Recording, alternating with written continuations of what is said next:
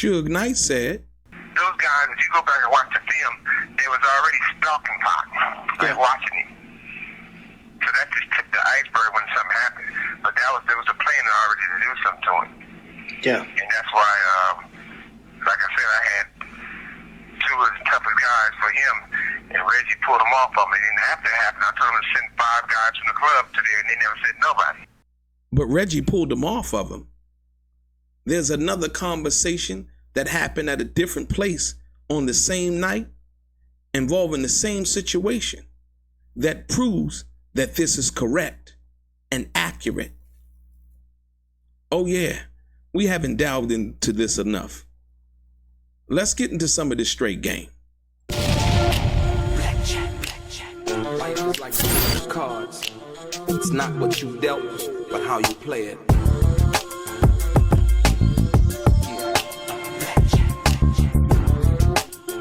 Play each situation correctly.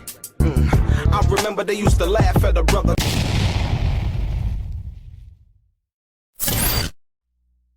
Welcome back, guys. Welcome back. It's your boy DELRAY Richardson, platinum artist, platinum songwriter, Straight Game TV. Thank you for tuning in. I appreciate your time. Do me a favor, hit the thumbs up button.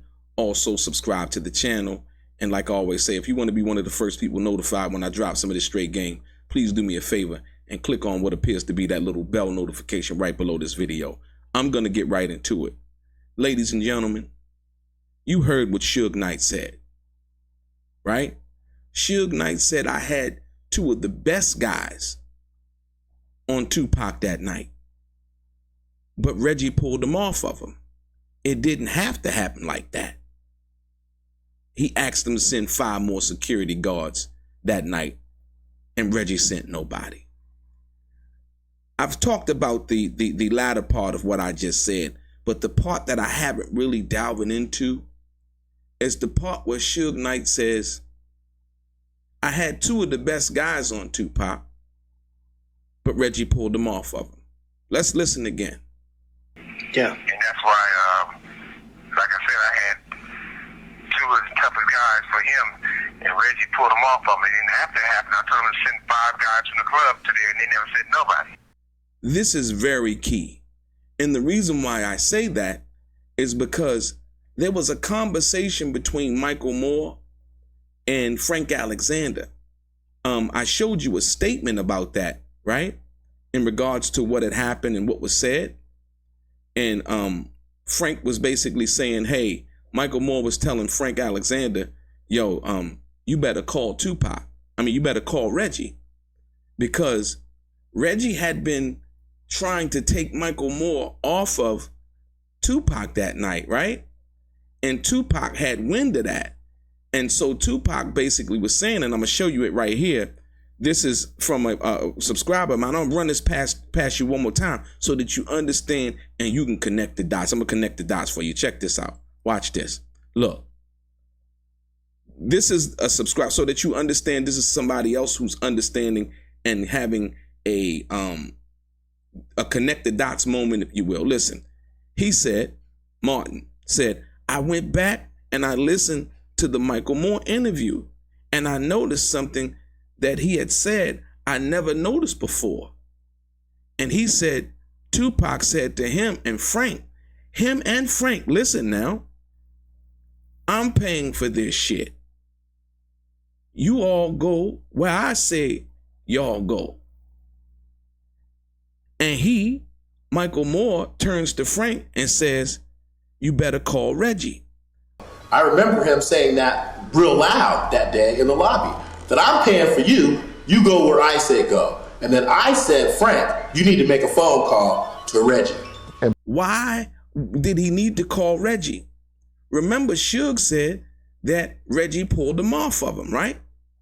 The reason why Michael Moore is telling Frank Alexander to call Reggie, because Tupac is saying, yo, I don't know who telling you got to be somewhere else, but I pay for this shit. Y'all go where I say go. And so Michael Moore, on the safe side of things, is telling Frank, yo, you better call Reggie. Tupac even called Reggie and had Frank get in touch with Reggie to find out where Michael Moore was at. So the problem was festering, and I knew something wasn't right.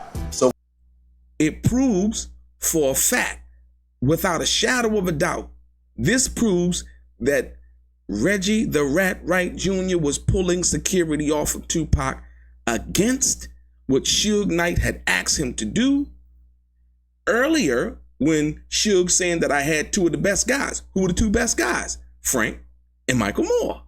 But then Suge says what?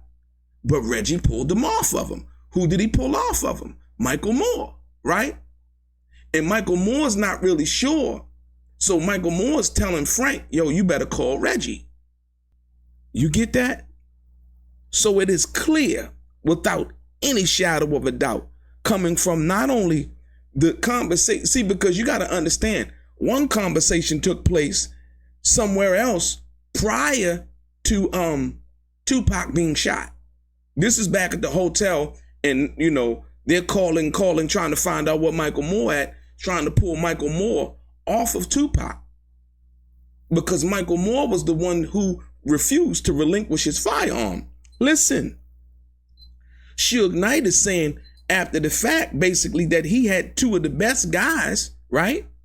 Because it was his order to decide whether Tupac would be adequately secured or not. Suge is telling you, yo, that's why I had two of the best guys on Pac, and Michael Moore and Frank Alexander.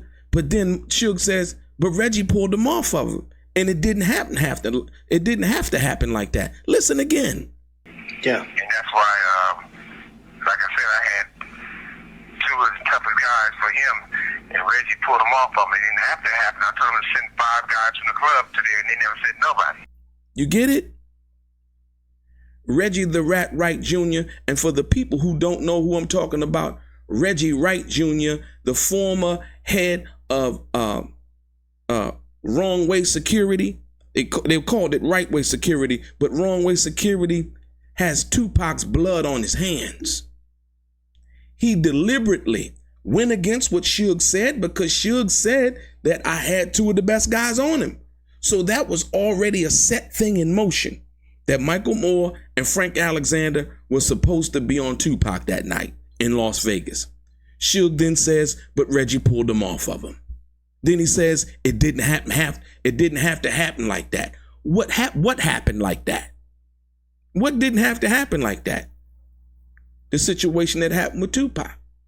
And Tupac being even able to get away to go over to Orlando Anderson. I'm trying to tell you, they're trying to paint the picture that, well, even if security was there, let me tell you what would have happened. No, because security wasn't there. So you can't tell me what would have happened based on what actually happened that night.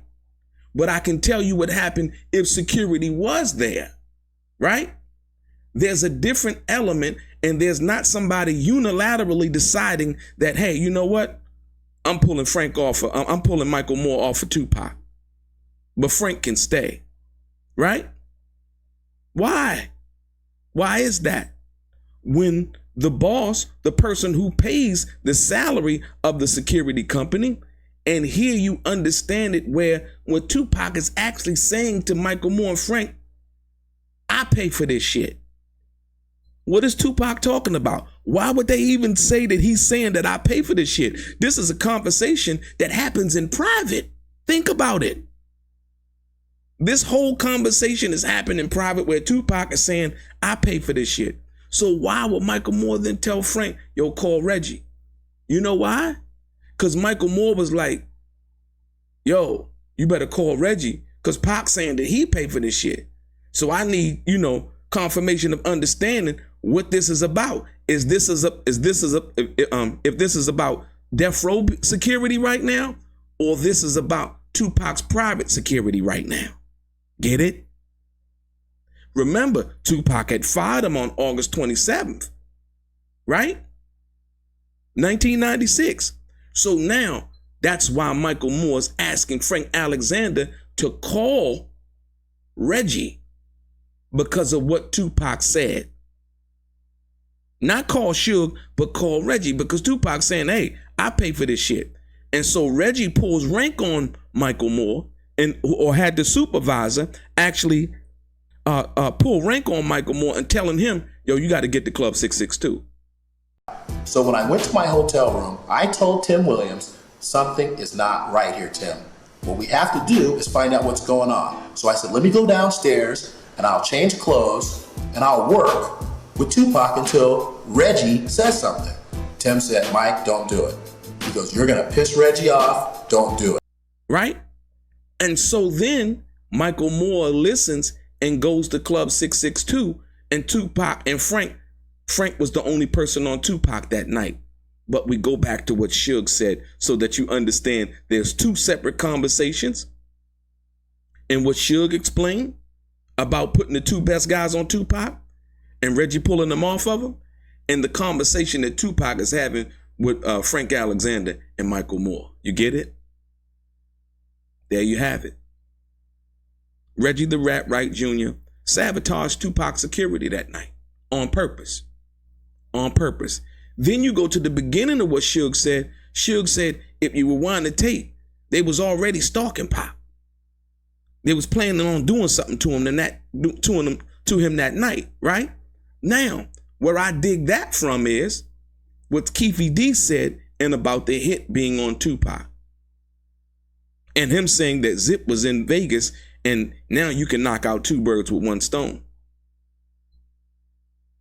You get it?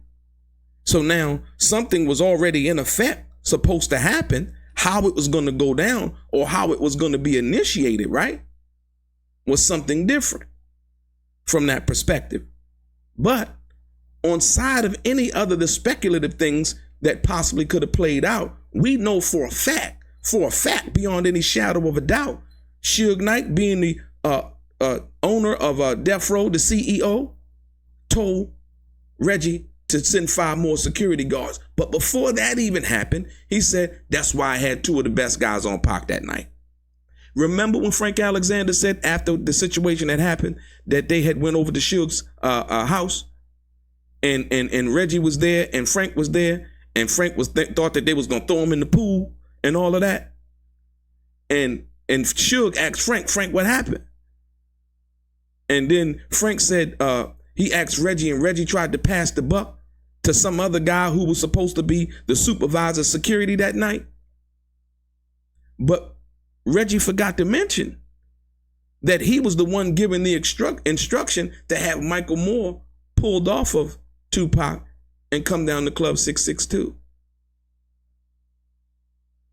Boom. You got it. You got it. He lied about the Gotham statement. That recently came out to understand what it was. Now he said Michael Moore was right there next to him. First he said it happened in the club. He's been lying. He has the blood of Tupac Shakur on his hands. As sure as the sky is blue, the grass is green, and there's wetness in water. And he knows it. That's why they've been trying to get my videos taken down. Amazing. I just showed you 2 conversations. This right here, the conversation between Michael Moore and Frank Alexander and Tupac. Where Tupac say, I tell y'all where to go. I'm paying for this shit, right? And then you go back into the conversation with Suge Knight, talking about the 2 best guys that he had on him, Michael Moore and Frank Alexander. But Reggie did what? But Reggie pulled them off of him. So when Reggie the Rat Wright Jr. says it was planned for Tupac to die that night, whose plan was it?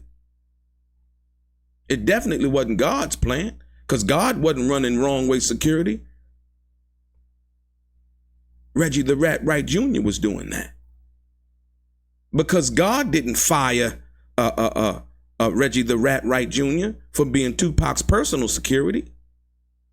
Tupac did. And you know what else? God didn't hire Reggie the Rat Wright Jr. security company, right, to secure the artists under death row. Suge Knight did. And Reggie the Rat Wright Jr. disobeyed a direct order. And not only did he disobey the direct order to send the 5 security guards, the 5 extra, right? But he disobeyed the order after Suge had told him to have Michael Moore and Frank Alexander on him. So when did Suge say that? Because you got to understand, they went to the fight together, right? So if Suge is seeing something at the fight, when would that happen? When would Suge tell him that? It had to be sometime in between there. He's saying send 5 more security guards. This had to be the time that Frank Alexander was the only one on Tupac. But Reggie sent nobody. It's finally coming together. This is why they've been trying to pull my videos down. Once I seen that statement and I thought about it, I was like, oh, so it's 2 conversations happening at once. The one at the hotel with Tupac, Frank, and Michael Moore. And once they get to the MGM and go into the fight, Suge see that Tupac only got Frank. He's saying, I'm telling Reggie, send 5 more security guards, right? But Reggie pulled the security off of him because guess what? Suge recognized once they get to the MGM that Michael Moore's no longer on Tupac. So he's wondering what's going on. So he's saying, I call Reggie to send 5 more security guards. But Reggie sent who? Nobody. You get it? So I tell you, not because I'm telling you, because I'm putting the information, the audio, as well as the conversation that had taken place. 2 different places on the same night, referring to the same situation. Michael Moore, Frank, call Reggie. Suge, notice that Frank Alexander, the only one at Tupac, once they get over and they come downstairs and they go into, like, yo, he get over there and say, yo, he said he called Reggie, tell him send 5 more security guards. He sent nobody. Why? Why would he do that? Because he said, I had 2 of the toughest guys on him, but Reggie pulled him off of him. When would Suge Knight recognize that Michael Moore was pulled off of Tupac? Look at your timing. Yeah. So that's why they're trying to pull. I see it. It burns him up to know that we are finally understanding the truth. He's been lying for so long. He lied about the Nextel radios. That just came out in the Keefe D investigation involving the grand jury, where Reggie the Rat Wright Jr. was one of the first people to run over there. But he wasn't there when the situation went down. So what does he know? And always claiming that somebody else. Reggie the Rat Wright Jr. had the audacity to say that Suge Knight was trying to impute himself or put himself in the middle of the Tupac investigation. And as we all know, Suge Knight was in the car when the man got shot. Both of them got hit, from my understanding. Right? He's already in the middle of it. He was a target of it. Right? Once again, these feeble attempts to confuse you, right? To throw you for the left, to show you the little shiny object when the facts are right there in front of your face. That's why he reverts to the name calling. Oh, he's gay. This person's that. He doesn't even know these people, half the people he's talking about. He just says that for shock value. Laugh. No. Laugh at these facts right here. Laugh at this info right here. Everybody who looks at this video needs to pass this to Tupac fans around the world, to let it be known that before Tupac was even thought about being shot, his security was sabotaged. So that makes you think that, well, what did Reggie the Rat Wright Jr. know? Right? Because it seems like he knew. Well, better yet, let's go to this part right here. He basically said, he called in the grand jury, he called his father, right? And told his father that Tupac and Suge was shot by the guys from Compton before anybody even knew about it. Lied about it and said that Suge told him that. And Suge came out just recently and said he didn't say nothing to Reggie. He didn't even see Reggie at the hospital because they were wondering how Reggie knew so quickly what had happened. And Reggie quickly said, well, I got that from Suge. And Suge just recently spoke from prison and said Reggie was a liar. He never talked to him, and Reggie did not come and was not allowed in his hospital room on that particular night. That is a fact. Bullshit catching up, man. The bullshit is catching up. And so I say to you this. Here's the evidence. No name calling. No underhanded conversations. Only facts. Only facts. Reggie the Wright Jr.